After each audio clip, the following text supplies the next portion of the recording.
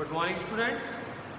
As you know, in last class we have discussed about leadership, and we know leader means a person who direct the group, who direct the individuals or influencing their behavior for achievement of desired goals.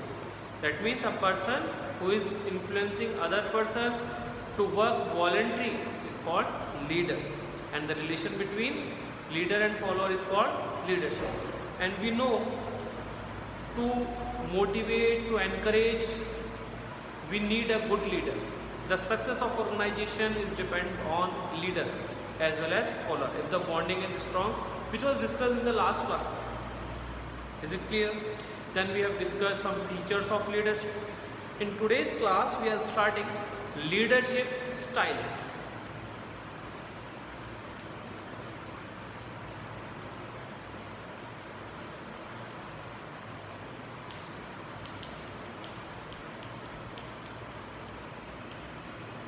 Leadership styles कि leadership जो होगी वो कैसे perform की जाएगी, किस तरीके से की जाएगी.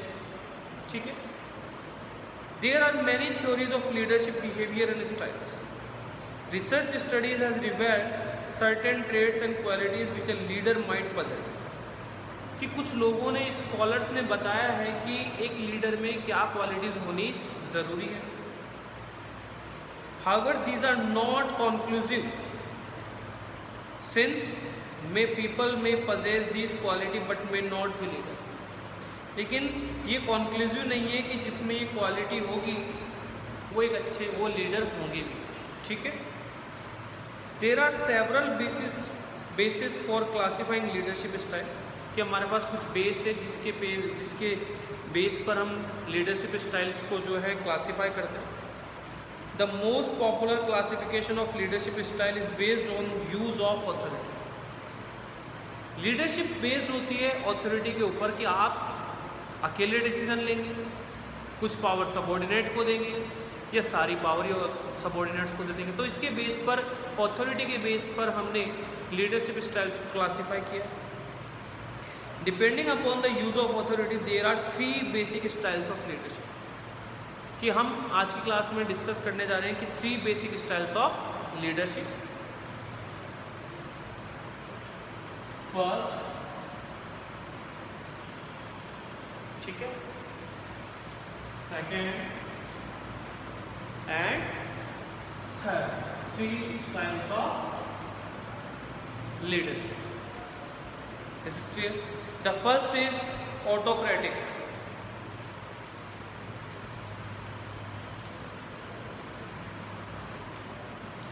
The first style of leadership is autocratic. Second, democratic.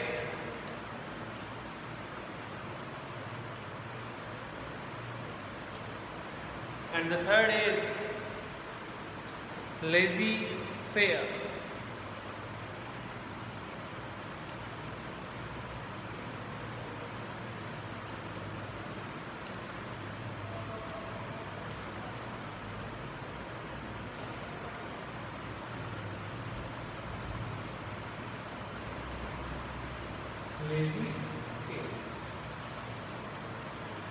Is it clear?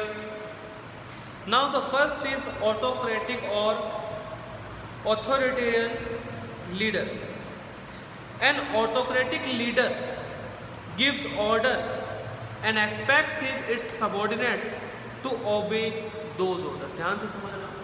In autocratic style, the leader gives order to his subordinate and always expects that the subordinate will follow the order. If a manager is following this style, अगर कोई manager इस style को follow कर रहा है, their communication is only one way with his subordinate, only acting according to the command given by the manager. That means केवल one way communication होगा. One way communication में मैंने आपको ऑर्डर दे दिया और वो काम होना चाहिए. Is it clear? और आपको मेरी कमांड माननी पड़ेगी. उसमें आपका कोई ओपिनियन नहीं, कोई एडवाइस नहीं. जो कमांड दी गई है वो एज इट इज़ फॉलो होनी चाहिए. This leader is dogmatic that is doesn't change or wish to contradict. और यहाँ हम बात कर रहे हैं कि जो लीडर है या जो मैनेजर है वो कभी नहीं चाहेगा कि उसकी बातों को कॉन्ट्राडिक्ट किया जाए, क्रॉस किया जाए, ना उसे वो चेंज करने की इच्छा रखता है. His following is based on the assumption the reward or punishment both can be given depending upon the result. और इसके जो फॉलोअर्स होते हैं वो हमेशा ये मानते हैं या ये होता है वो कि जो रिवॉर्ड होगा या जो पनिशमेंट होगी वो रिजल्ट्स के ऊपर होंगे. That means if you are performing well, if you achieve the goals effectively and efficiently, then you will be rewarded.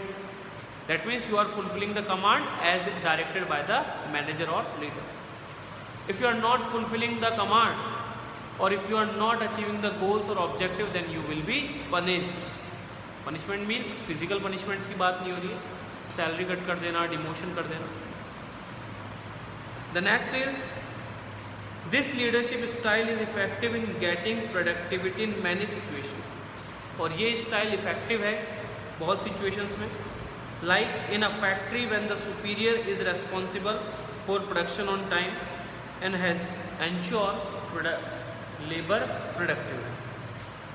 कि हमने सारी जिम्मेदारी मैनेजर को दे दी, हमने ये कहा कि हमें इतने यूनिट्स का प्रोडक्शन चाहिए ही चाहिए, आप इसके लिए कुछ भी कीजिए, वरना you will be responsible, the manager will be responsible. So manager केवल कमांड देने का काम करता है और उसे वो काम चाहिए ही चाहिए. Quick decision making is also facilitated. क्योंकि सारी डिसीजन मेकिंग पावर एक अकेले पर्सन मैनेजर के पास है, तो इससे वो अपने लेवल पर बहुत फास्ट डिसीजन ले सकता है. But there are variation, they may listen to everyone opinion, consider subordinate idea and concern, but the decision will be there. तो देखा जाए तो कुछ थोड़ा बहुत उनकी ओपिनियंस लेनी चाहिए, कंसर्न प्रॉब्लम सुननी चाहिए, अदरवाइज वो काम नहीं कर पाएंगे. Is it clear? So now to explain the autocratic situation, ठीक है, I am making a diagram which shows the autocratic leadership.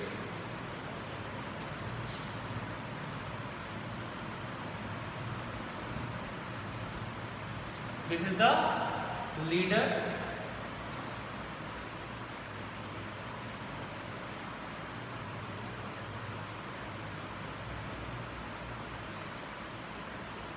ठीक है, A,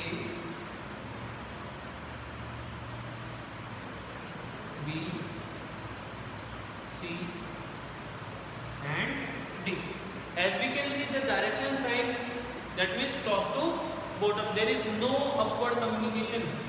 That means employees के suggestions, opinions नहीं लिए जाएंगे, orders का flow होगा, command का flow होगा टॉप से बॉटम. और इसी सिस्टम को हमने कहा autocratic leadership style, which is best for productivity based work. Is it clear? There are some advantages and disadvantage of it. Like employees work as a machine, that means they have to follow the command whatever the work will be. That means कि उन्हें काम करना पड़ेगा, चाहे command कुछ भी मतलब command हो. ज़रूरी नहीं है कि कमांड्स हमेशा उनके सेटिस्फेक्शन के हिसाब से हो, उनकी एफिशिएंसी के हिसाब से हो, या उन्हें बिना ट्रेनिंग के दिए जा रही है. बहुत there are so many problems which is faced by the employees. That means they have to be, the manager have to listen और take opinions from the subordinate. But in this situation autocratic dictatorship is done by the leaders. That's why it is not suitable for satisfaction, motivation, and as we can see the subordinate have to follow the command as given by the leader. So there is no creativity. जो employees होते हैं उनमें कोई creativity भी नहीं होती है. Is it clear? And जो लीडर होगा वो अपने डोमिनेंट डिसीजंस आप कर लगा देगा. The next and second is democratic और participative leadership. Is it clear? A democratic leader will develop action plans and make decisions in consultation with his subordinates. कि यहाँ जो सेकंड डेमोक्रेटिक में होगा जो भी डिसीजन लिया जाएगा वो सबकी कंसल्टेशन से, एडवाइस से, ओपिनियन को ध्यान में रखकर लिया जाएगा। Suppose same situation, this is the leader,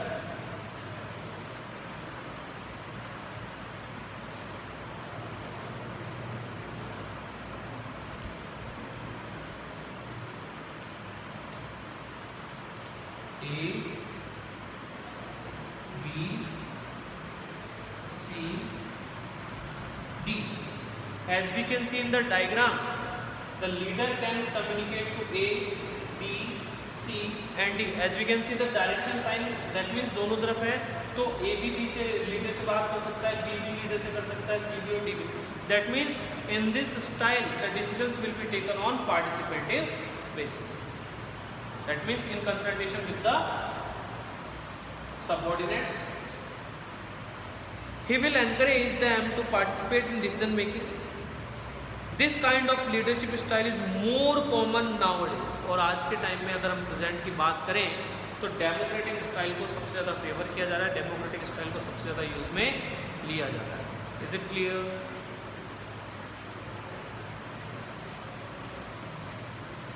Since leader also recognize that people perform best if they set their own objective, कि अगर आप खुद से कोई गोल सेट करेंगे तो आप उसे अच्छे से पूरा करने के बारे में मेहनत भी करेंगे। They also need to respect the others' opinion and support subordinate. इसके अलावा अगर कुछ नए जो आइडियाज़ होंगे वो भी जाएंगे, कुछ क्रिएटिविटी जाएगी, उनकी ओपिनियन जाएगी, तो एम्प्लॉय जो है वो भी सेटिस्फाइड होंगे कि यस कि मैनेजर उन्हें सपोर्ट करता है, उनके आइडियाज़ उन्हें एक प्लेटफॉर्म दे रहा है ड्यूटीज़ परफॉर्म करने की। Is it clear? तो बेनिफिट क्या है इसके? एम्प्लॉयज़ का मॉरल इंक्रीज़ होता है, सेटिस्फेक्शन इंक्रीज़ होता है। एम्प्लॉयज़ को जब हम कुछ अपने लेवल पर करने को देंगे तो उनकी डिसीजन मेकिंग एबिलिटी भी इंक्रीज़ हो जाएगी। ठीक है, एम्प्लॉयज़ का पॉजिटिव एटीट्यूड होगा क्योंकि अब उनकी ओपिनियंस, एडवाइस और उनकी कंसर्न को भी सोचा जा रहा है। डिसीजंस की क्वालिटी इंप्रूव होगी, क्यों? नंबर ऑफ पर्सन ज़्यादा इन्वॉल्व है। ठीक है, डिसएडवांटेज क्या है कि टाइम कंज्यूमिंग प्रोसेस है, टाइम ज़्यादा लग जाता है, पर ज़रूरी नहीं है कि जितनी ओपिनियन ली जाए वो सब वैल्यूएबल ही हो। ठीक है, पर ज़रूरी नहीं है कि आपने जो काम दिया अपने सबऑर्डिनेट को वो अच्छे से पूरा करेगा ही करेगा। Is it clear? That means कि एवरी एम्प्लॉय का एटीट्यूड पॉजिटिव हो, ये भी ज़रूरी नहीं है। तो ऐसी सिचुएशन में ये टेक्निक सूटेबल नहीं है। नेक्स्ट, फ्री रेन और lazy fair leadership. This style involves complete delegation of authority so that subordinates themselves take decision. In this style, leader avoids power. He serves only as a contact to bring information and resources needed by the subordinate. कि एक सीधी सी बात है कि मैं सारी power आपको दे दूंगा, आप अपने हिसाब से काम करो, मैं केवल कांटेक्ट इसलिए करूंगा या आप लोग मुझसे कांटेक्ट इसलिए करेंगे जब आपको रिसोर्सेज की रिक्वायरमेंट होगी, आपने दूसरे लोगों से आपको कांटेक्ट करने के लिए ज़रूरत पड़ेगी। फॉर एग्जांपल,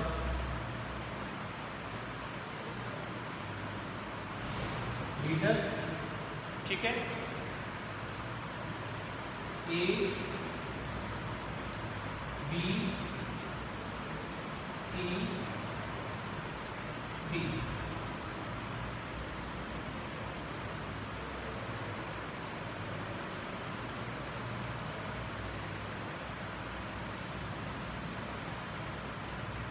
ठीक है, दैट मीन्स इसने अपनी पावर इनको दे दी। ठीक है, और ये इस एरिया से, डिसीजन मेकिंग एरिया से बाहर है, इसका कोई रोल नहीं है, कोई डिसीजन नहीं लेगा, ये केवल इन्हें कंसल्ट करेगा रिसोर्सेज वगैरह के लिए, बाकी सारे डिसीजन जो है ये सबऑर्डिनेट्स अपने लेवल पर लेंगे, ये फ्री हैंड दे देगा इनको काम करने का प्रोसीजर। तो इस लीडरशिप स्टाइल को हम कहते हैं लेजी फेयर और फ्री रेन लीडरशिप, कि फ्री हैंड दे देना अपने सबऑर्डिनेट्स को। What are the advantages? The first advantage is positive effects on job satisfaction, कि जब आप इतनी बड़ी जिम्मेदारी किसी को दे रहे हो तो एम्प्लॉय जो है वो पॉजिटिव एटीट्यूड के साथ काम करते हैं, सेटिस्फेक्शन मिलता है। जब पूरा वर्क आपको दे दिया तो इससे आपका मैक्सिमम डेवलपमेंट भी होगा, आपकी एफिशिएंसी का पूरा यूटिलाइजेशन होगा। लेकिन सबसे बड़ी प्रॉब्लम आएगी डिसएडवांटेज में, क्योंकि लीडर जिसके पास एक्सपीरियंस है अब उसका साथ हमारे साथ नहीं होगा, दैट मीन्स गाइडेंस प्रॉपर नहीं मिल पाएगा। ज़रूरी नहीं कि हर पर्सन एफिशिएंट हो, ठीक है।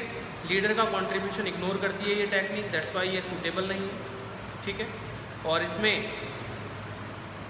इनके बीच में अगर डिफरेंसेस आते हैं तो भी प्रॉब्लम क्रिएट होना स्टार्ट हो जाएगी। Is it clear?